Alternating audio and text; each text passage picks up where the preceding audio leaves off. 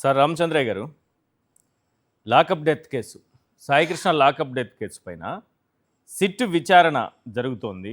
ఓవరాల్గా మీ అబ్జర్వేషన్ ఏంటి? సిట్ ఏర్పాటు చేసినప్పటి నుంచి వాటి వరకు జరుగుతున్నటువంటి తీరుపైన. ఇప్పుడు సిట్ ఏర్పాటు చేయడము, ఆ నాగరాజుని సస్పెండ్ చేయడము, తర్వాత అరెస్ట్ చేయడము, ఇవన్నీ కూడా జగన్ ఆ ఇంటిని ఆమెను పలకరించి అక్కడ ప్రెస్ తో మాట్లాడిన తర్వాతనే స్టార్ట్ అయినాయి. అంటే అంటే ఆ విజిట్ జరగకుండా ఉంటే ఇంకెన్ని రోజులైనా ఇది ఒక నాంచుడు వ్యవహారంగానే నడిచేది, కానీ ఈ మాత్రం కూడా ప్రభుత్వం స్పందించేది కాదు. ఓకే, సరే అయింది. ఇప్పుడు ఇన్ని రోజుల పాటు ఒక వ్యక్తి అరెస్ట్కు ముందు, అరెస్టు తర్వాత చంపేసిన తర్వాత, చంపబడిన తర్వాత ప్రభుత్వానికి చీమ కుట్టినట్టు కూడా లేదు అంటే దీంట్లో ఇది కేవలం ఆ సిఐ ఒక్కడు లేకపోతే ఒక ఇద్దరు కానిస్టేబుల్స్ కలిసి టార్చర్ చేస్తేనే చనిపోయిన ఘటనలాగా అక్కడ అనిపించడం లే. విజయవాడలో నిన్న విజయవాడలో ఉన్నాను. ఇంతకుముందు తెలిసిన ఫ్రెండ్స్ తో మాట్లాడితే కూడా ఇది ఏదో చాలా పెద్ద వ్యవహారం, పెద్ద నెట్వర్క్ ఇందులో ఇన్వాల్వ్ అయింది అనేది ఒక జనరల్ ఫీలింగ్ వస్తూ ఉంది పబ్లిక్ లో, అట్లీస్ట్ దీని గురించి ఫాలో అయ్యే వాళ్ళలో. కాబట్టి ఏమైనా ఒక సెంట్రల్ బ్యూరో ఆఫ్ ఇన్వెస్టిగేషన్ ద్వారా విచారణ జరిగితే తప్ప ఈ ప్రభుత్వం వేసే సిట్లు ఐపీఎస్ ఆఫీసర్ని వేయొచ్చు. బట్ ఐపీఎస్ ఆఫీసర్లు కూడా కమిషనర్ ఐపీఎస్ ఆఫీసరే ఉంటాడు, డీజీపీ ఐపీఎస్ ఆఫీసరే ఉంటాడు. కమిషనర్ని పిలిచి ఏం విచారిస్తాడు మరొక ఐపీఎస్ ఆఫీసరు? డీజీపీని పిలిచి డీజీపీని మీకు తెలిసిందా లేదా, ఎప్పుడు తెలుస్తుందని అడిగేటువంటి ఆ ఫోర్సు సిట్ ఆఫీసర్స్ కి రాదు, వీళ్ళు ఐపీఎస్ ఆఫీసర్స్ అయితే కూడా. ఎందుకంటే వీళ్ళంతా colleagues, one way or the other. ఈ ఐపీఎస్ ఆఫీసర్స్ అంతా ఒక బ్యాచ్ అటు ఇటుగా ఉన్నా కానీ వీళ్ళంతా సాయంత్రం అయితేనో ప్రతి చోట ఎక్కడో చోట ఫంక్షన్స్ లో కలిసేటువంటి కొలీగ్స్ వీళ్ళు. వాళ్ళ కింది స్థాయి ఎస్ఐ మీదనో ఒక పోలీస్ స్టేషన్ లో కానిస్టేబుల్స్ పట్టుకుని విచారించమంటే వీళ్ళు ఎఫెక్టివ్ గా చేయగలరేమో కానీ ఆ డొంక పై వరకు కదులుతా ఉంది. పై లెవెల్లో ఆఫీసర్స్ కూడా దీంట్లో అందరికీ అన్ని తెలుసు అన్నప్పుడు ఈ సిట్ యొక్క స్థాయి చాలు. అవును. సో కాబట్టి జ్యుడిషియల్ ఎంక్వైరీ కూడా వీటికి సరైన ఎంక్వైరీ కాదండి. జ్యుడిషియల్ ఎంక్వైరీ కేవలం నిజాలు తెలుసుకోవడానికో నెమ్మదిగా ఉపయోగపడుతుంది. సిబిఐ అయితే దాంట్లో కూడా ఒక పోలీస్ ఫోర్స్ ఉంటుంది. వాళ్ళు అరెస్టులు చేయడాలు కానీ లేకపోతే హై లెవెల్ ఈ కమ్యూనికేషన్ డేటాని పట్టుకోవడం కానీ, జిపిఎస్ డేటాని తీయడం కానీ, ఎక్కడెక్కడ ఎవరెవరు ఏదేదైనా సీజ్ చేయడానికి ల్యాప్టాప్స్, సెల్ ఫోన్స్, ఇవి దాని లెవెల్ డిఫరెంట్ గా ఉంటుంది దాని యాక్షన్.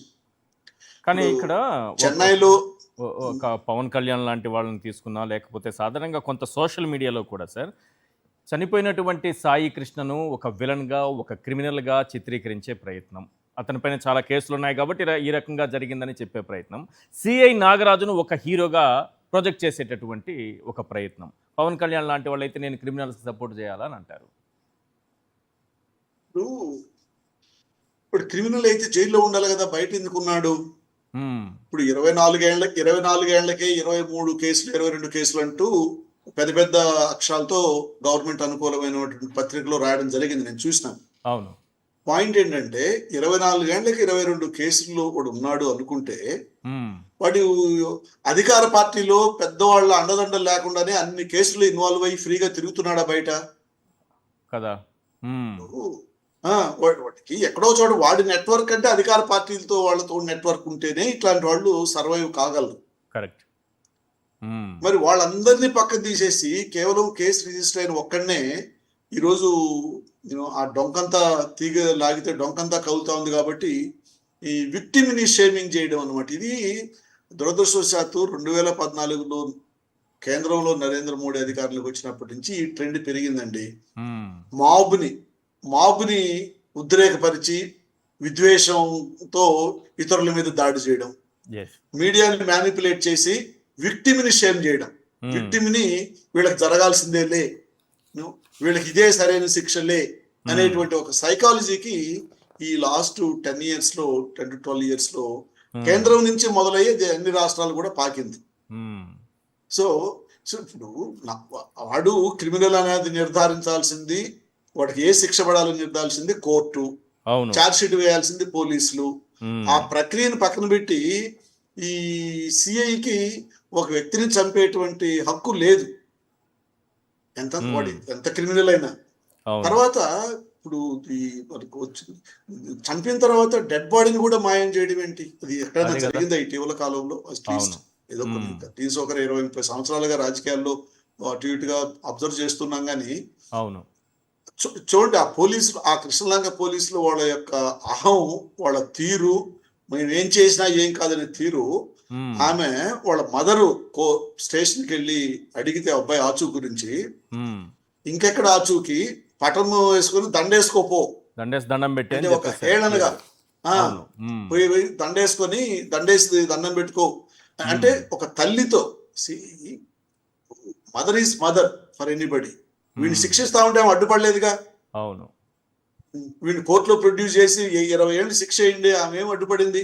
వాడి కర్మ, వాడు చేసిన పనులకు శిక్ష అనుభవిస్తున్నాళ్లే అనుకుంటుంది. అవును. కానీ మీరు చంపేసి డెడ్ బాడీ కూడా కనపడకుండా చేసి పోలీస్ స్టేషన్కి వచ్చిన ఆమెను నువ్వు దండేసుకోపో, వాడికి లేడు అనేటువంటి అంత చులకన భావం ఎట్లా కలుగుతుంది పోలీసులకి? రైట్. అంటే ఒక ఎస్. యూనో అగ్రీవుడి పార్టీ మీ దగ్గరకు వచ్చినప్పుడు. అవును. సో ఇది నాకు అనిపించేది క్లుప్తంగా ఏంటంటే, చాలా వైడ్ కనెక్షన్స్ ఉండి జరిగినటువంటి ఇన్సిడెంట్ గా అయితే ఆ ఫీల్ తెలుస్తా ఉంది. ఎస్.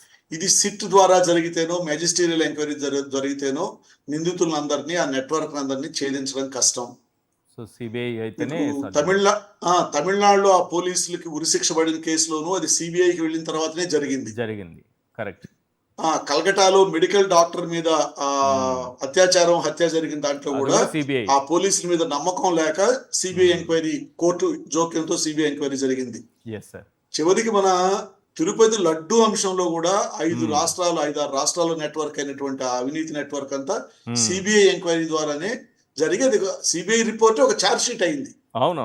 నీట్ ఎగ్జామ్ కూడా సిబిఐ కదా సార్. నీట్ ఎగ్జామ్ లో అవకతవకల పైన కూడా సిబిఐ ఎంక్వైరీనే జరిగింది. సో ఇది ఒక వైడ్ నెట్వర్క్, చాలా డీప్ రూటెడ్ క్రిమినల్స్, మాఫియా దీంట్లో అది ఏదైనా నుంచి ఇన్వాల్వ్ అయినప్పుడు సిబిఐ ద్వారా జరిగితే తప్ప ఈ సిట్టు ఎంత చేసినా మనకు పూర్తి వాస్తవాలు బయటకు రావు.